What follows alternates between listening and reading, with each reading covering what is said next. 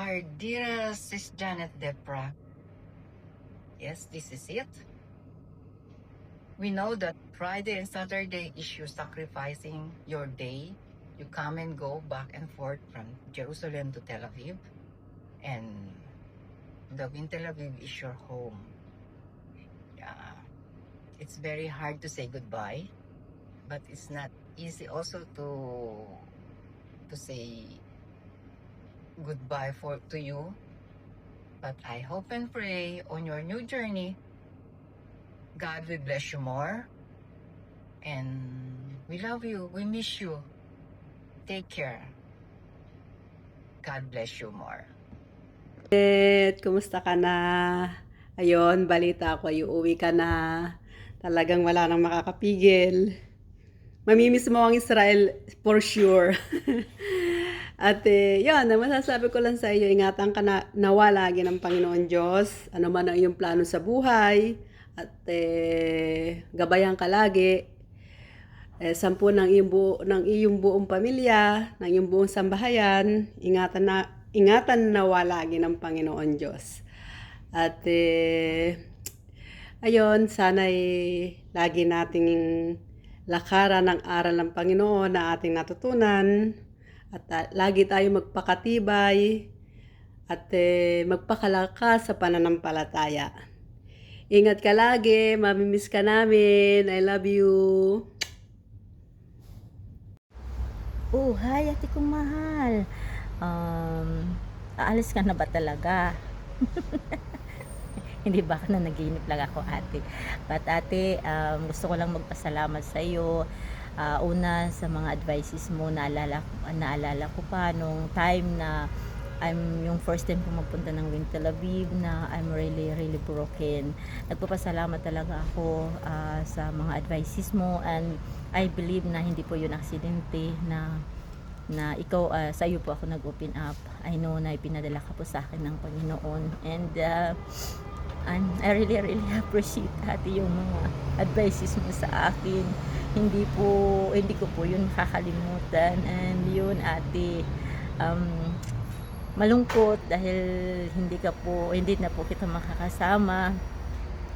And masaya na rin naman po ate kasi kasama mo na rin family mo. Yun ate kong mahal, enjoy sa nakasama yung family mo, and I'm praying one day na makasama din kitang muli, at lalo na po't malagkalapit lang naman yung tirahan po natin. And ayun, I'm praying din na mas magamit ka pa ng Panginoon doon sa lugar po ninyo. Yun ate, keep in touch lang po. I love you and God bless you. Hi Ate Janet. First of all, I'm happy na makakasama mo na yung family mo, mga anak mo. Good decision para sa'yo. Always remember na mahal na mahal kita, mahal na mahal ka namin, at mamimiss ka namin ng sobra, especially Tel Aviv, mga kapatiran. Stay as you are. Take care of yourself always. Enjoy sa new journey with your family. And we always pray for you sa naging decision mo, and I pray na maging successful yung bagong journey mo sa Pilipinas kasama ng loved ones mo. We will miss you. I love you. Hi Ate Janet, habang papalapit yung araw ng iyong pag-uwi, I just wanted to say how grateful and thankful I am because you've been a part of my life here in Israel. Thank you sa pagmamahal mo po, sa kabutihan ng iyong heart, sa mga prayers, sa mga encouragement, at sa masasayang moments na nagkasama tayo. Ate Janet, you're a big blessing to me, at siguradong mamimiss ko yung lahat sa'yo. Yung pagiging caring mo po, ang iyong matibay na pananampalataya. I'm happy for you dahil finally makakasama na ulit ang iyong nanay, ang 3 mong anak, ang iyong mga apo, at ang iyong buong pamilya. Alam kong matagal na nilang hinihintay ang araw na ito, ang iyong pag-uwi. I pray na i-guide ka ng ating Panginoon sa bagong chapter ng buhay mo, na bigyan ka niya ng mabuting kalusugan, kapayapaan, lakas, at higit pang maraming masasayang alaala na kasama ang iyong pamilya. Patuloy ka sanang gamitin ng Diyos bilang blessing saan ka man niya dalhin. At Ate Janet, thank you for everything. Hindi man tayo magkakasama or magkakausap araw-araw, you're always here in my heart and prayers. I love you so much. God bless your journey. Have a safe flight and welcome home. Sa hanggang sa muli natin pagkikita. Let us all keep serving the Lord with all our heart. I love you and God bless you always. Safe travels, our dear Ate Jeanette. As you return home, I just want you to know how grateful I am for that time we shared. Even though it's hard to say goodbye, I'm so happy that you get to reunite with your loved ones. Thank you for your friendship, your kindness, and for all the wonderful memories we've made together. I'll miss you, but I know this isn't goodbye forever. It's simply see you again. May God watch over you throughout your journey, bless your new chapter, and fill your home with joy, peace, and good health. Keep shining and never forget that you'll always have a friend here. Take care, travel safely, and stay in touch. God bless you always. Love, Jenna Lynn. Hello, Sister Janet. Ano ba? We will gonna miss you for sure. Pero sabi ko nga, it's not goodbye, but it's hello. Kasi alam ko na sa pag-uwi mo, maraming mga opportunities na mai-encounter mo doon. Alam ko na makakasama mo ang mga pamilya mo. Nandun yung mga apo mo na namimiss mo. Kaya we are happy na uuwi ka na, hindi kami malulungkot, but we will gonna miss you. Sabi ko nga, it's not a goodbye, but hello, dahil alam ko na sa pag-uwi mo ay magagamit ka doon. God sending you there to be a light, not only for your family, but also to all those people surround you. Alam ko na yung light na nanggagaling sa'yo ay ma-share mo sa mga daratnan mo sa Pilipinas. And we know na magagamit ka pa rin ng Panginoon doon. Maraming mga tao ang mai-enlight sa'yo. And we pray na mai-enjoy mo talaga yung evangelism mo doon. Yung mga natutunan mo dito ay hindi mo na lang dito ma-share, kundi ma-share mo din sa mga kamag-anakan mo, and at the same time sa mga tao doon sa Pilipinas na nangangailangan ng salvation. I know na ito ay isa ding calling mo. Kaya Sister Janet, we wish you the best, and I wish na lagi kang magpapatuloy sa kung ano man yung nasimulahan mo dito sa Israel. And I know na sa Pilipinas ay mas lalo ka pang magbo-boom because God is with you. At alam ko na hindi ka mahirapan for you, dahil alam ko na God will always there for you, to protect you, to guide you, to provide for you, and ano man yung mga kailangan mo. Alam ko talaga na alam namin, it's not only me, dahil alam namin na feel namin yung love, at alam ko na sa pag-uwi mo ay marami pa ring love ang mararamdaman mo doon. The love of the Lord will always be with you. Sis Janet, we love you.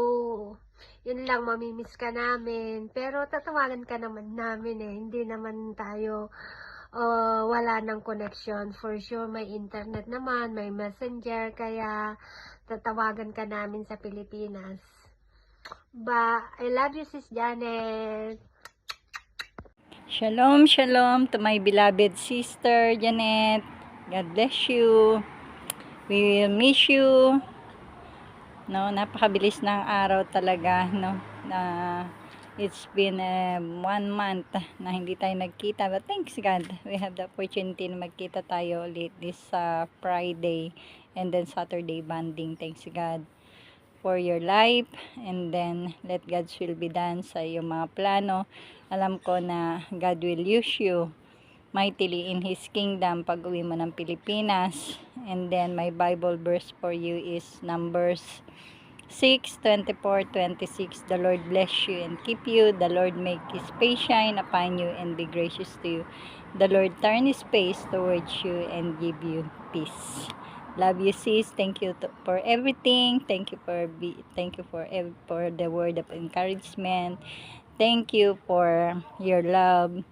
Thank you for matana that you given to me. And thank you for your advices. We will miss you talaga, no? We will miss you always. And I'm so sad, no? Pero ganyan talaga buhay, hindi naman tayo permanente here in Israel. Una-una lang tayo na uuwi sa ating bansa. And we pray God continue to bless also your family, to your children. Also pray the protection, and always God keep them safe in the works of the enemy also you. And we pray for your safe traveling mercy, no? Ang bilis ng panahon, mag-august na, no? But I pray na magkita pa tayo muli. And thank you very much, and love you. God bless you more and your loved ones. Love, love. And clearly I don't see myself upon that list. She said, where'd you wanna go?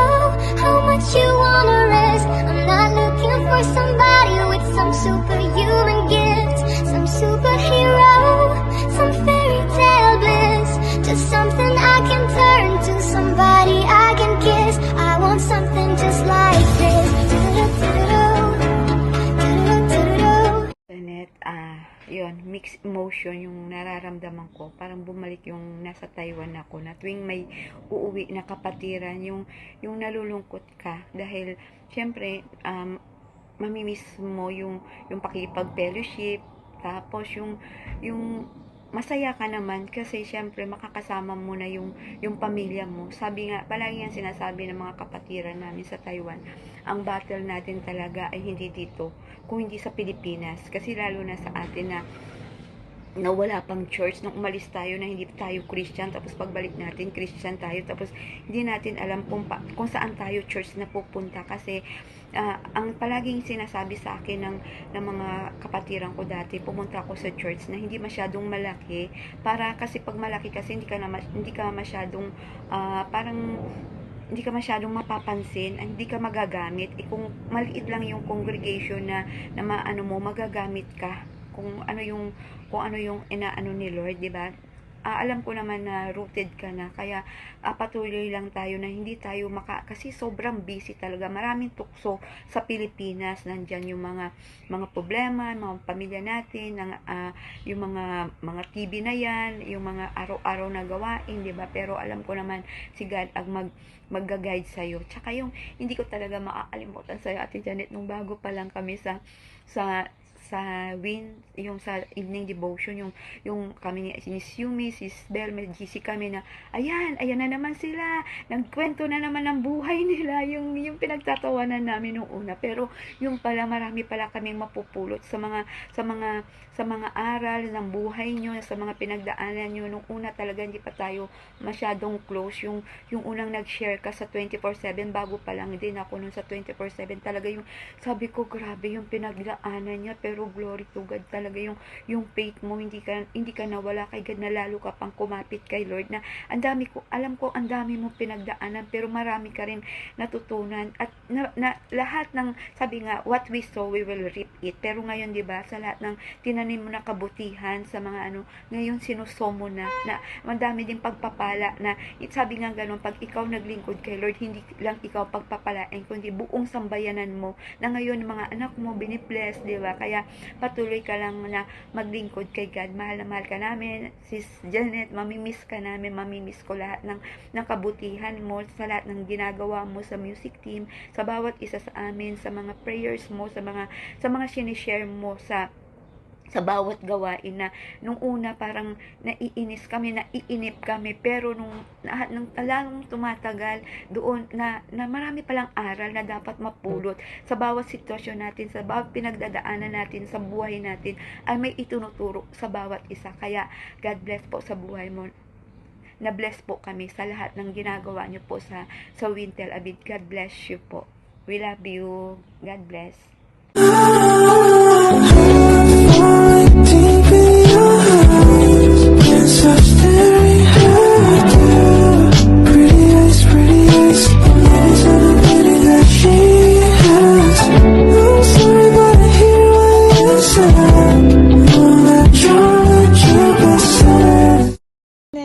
Kumusta ka? So, papasalamat ako sa iyo kasi nakilala kita, at nagpapasalamat ako, Ate Janet, sa kabutihan na ipinapakita mo sa akin, sa pagmamahal mo, sa mga payo mo. Hindi ka lang isang nanay, isang ate, kapatid, lahat, Ate Janet. I'm so thankful kasi binigay ka sa amin ni Lord, sa akin, kasi alam mo yun, Ate Janet, napakabuti ng puso mo. Sobra kitang mamimiss. Mamimiss kita ng sobra-sobra. Alam ko, Ate Janet, nasabi ko na lahat ito sa message ko sa'yo, but hindi ko makakalimutan yung mga payo mo sa akin. Ayan, lalong-lalo na, Ate Janet, yung pagtugtog ko ng drum, ikaw yung laging nasa tabi ko. Every hampas, Ate Janet, ikaw yung maaalala ko. Kasi ikaw yung nag-sponsor nito, pinag-aaral mo ako, Ate Janet. And I'm so thankful to God also. Palagi, thankful ako kay God kasi ikaw yung binigay niya sa aking mga prayers. So, Ate Janet, I miss you so much. Thank you talaga, Ate Janet. Mamimiss talaga kita ng sobra. Yung ibinigay mo sa akin habang buhay. Kaya, Ate Janet, mahal kita. I love you. I miss you.